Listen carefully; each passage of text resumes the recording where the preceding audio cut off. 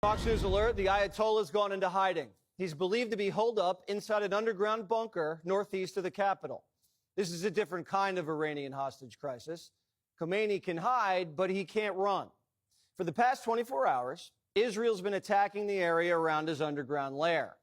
But Khomeini, still talking tough, says Iran will not surrender to anyone. And is warning that if America joins the fight and strikes, it'll result in irreparable damage to the United States. Is he bluffing? We don't know.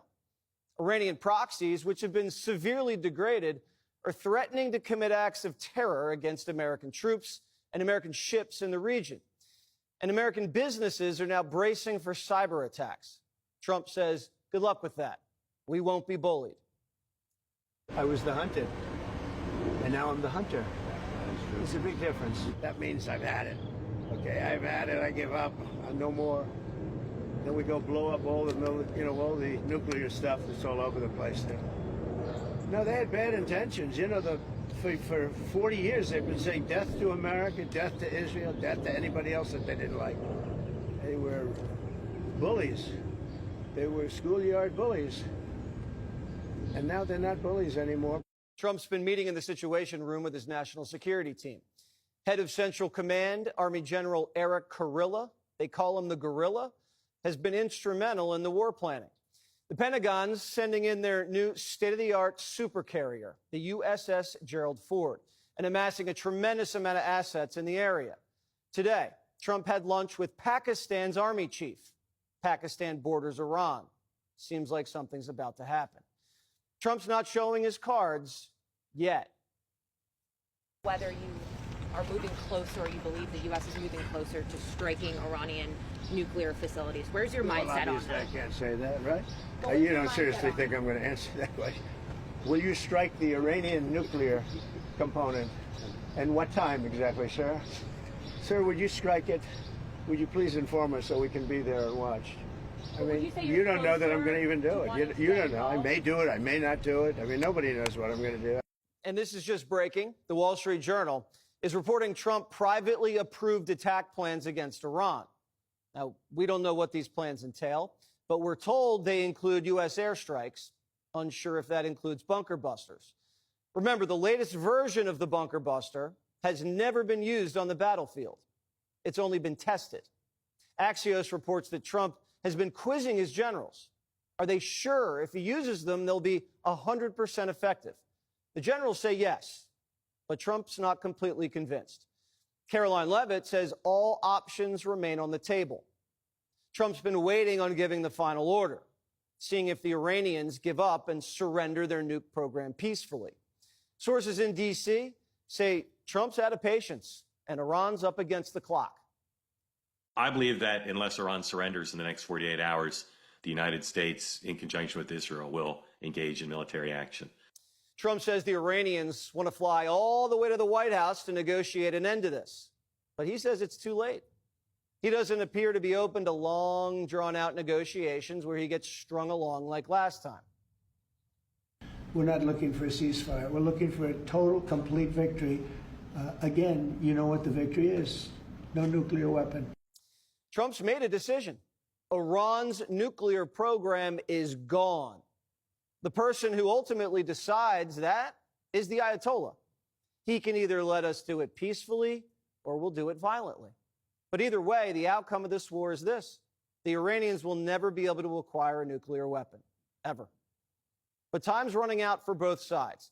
Israel's reportedly running low on defensive interceptors, and Iran's reportedly running low on missiles. Iran's also running out of allies. They don't have any friends left in the region. And China, their biggest customer, quiet. And Putin, he has his own problems.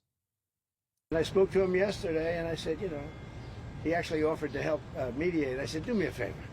Mediate your own. Let's mediate Russia first, okay? I said, Vladimir, let's mediate Russia first. You can worry about this later. The Persians are pinned up against the wall. They've been completely humiliated by a tiny Jewish nation, a fraction of the size of Iran.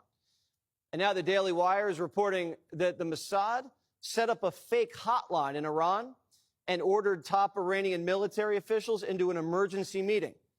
And the generals were lured into a small bunker in Tehran before Israel wiped them out with a precision airstrike. And inside of the country, you're starting to see unrest. Sanctions have crippled their economy so badly that workers are rioting over delayed payments. Manufacturers are striking over high inflation.